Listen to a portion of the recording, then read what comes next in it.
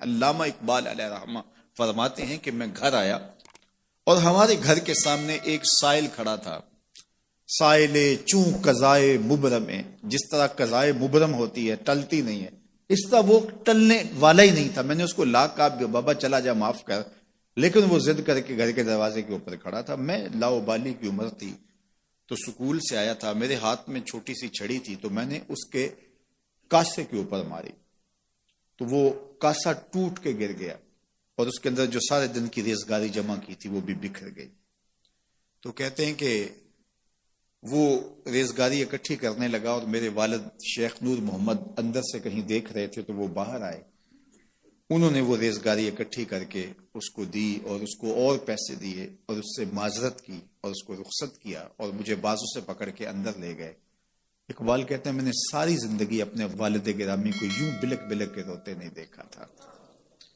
میرے والد نے مجھے بٹھا لیا اور کہنے لگے کہ اقبال، اگر قیامت کے دن رسول اللہ نے پوچھ لیا کہ تیرا بیٹا فقیروں کے کاسے توڑتا تھا تو بتا میں حضور کو جواب کیا دوں گا. تو کہتے ہیں کہ بس وہی لمحہ میری تربیت کا تھا. بلکہ اقبال پھر ساری زندگی کہا کرتے تھے نام تو از پدر آموختم، حضور آپ کا نام، آپ کی محبت میں نے اپنے باپ سے سیکھی.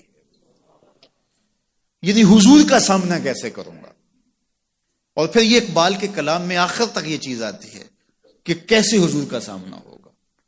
تو غنی از ہر دو عالم من فقیر، روز محشر عذرہائے من پذیر، گر تمہیں بینی حسابم ناگزیر، از نگاہ مصطفیٰ پنہا بغیر.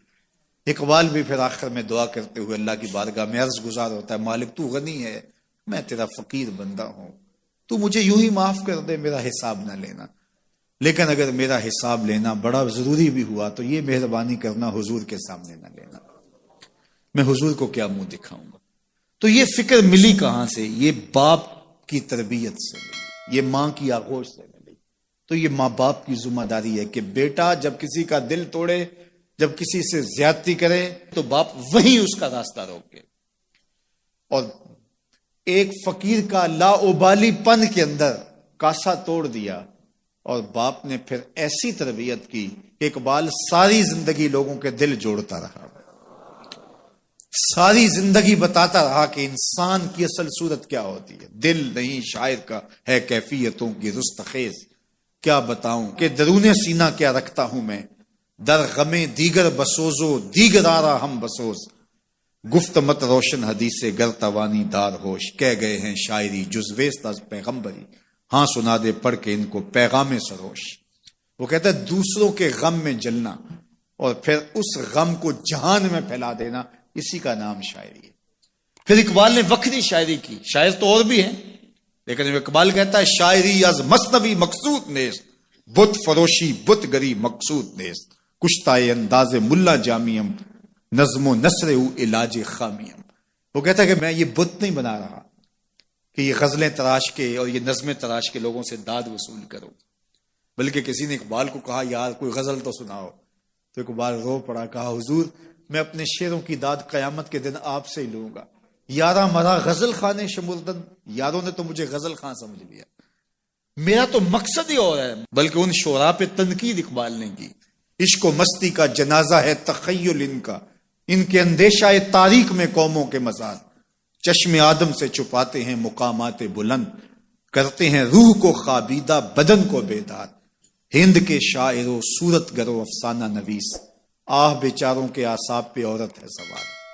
ہر وقت لب و رخسار کے تذکرے، ہر وقت نشیلی آنکھوں کی کہانیاں، ہر وقت کدے رانا کی باتیں. کہا تم اس خول سے نکل ہی نہیں رہے، تمہاری شاعری صرف ایک عورت کے گرد گھوم رہی ہے جس نے اس کو تخلیق کیا، اس خالق کے جلوے بھی تو دیکھو نا. تو اقبال پھر اقبال بنتا ہے اور اس کو یہ شعور، یہ آگہی، یہ نور ملتا کہاں سے ہے؟ یہ باپ سکھاتا ہے. باپ کے بعد پھر مولوی میر حسن ملتا ہے جو استاد اقبال کو اقبال بنا دیتا ہے. تو یہ ماحول انسان کو سکھاتا ہے. تو میں اور آپ دیکھیں کہ ہم اپنی اولاد کو کیا دے رہے ہیں.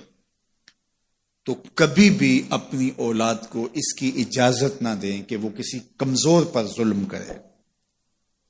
جب کمزور پر آپ کی اولاد ظلم کرتی ہے، زیادتی کرتی ہے، تو پھر وہ بڑی ہو کر کے ظالم بنے گی، جابر بنے گی۔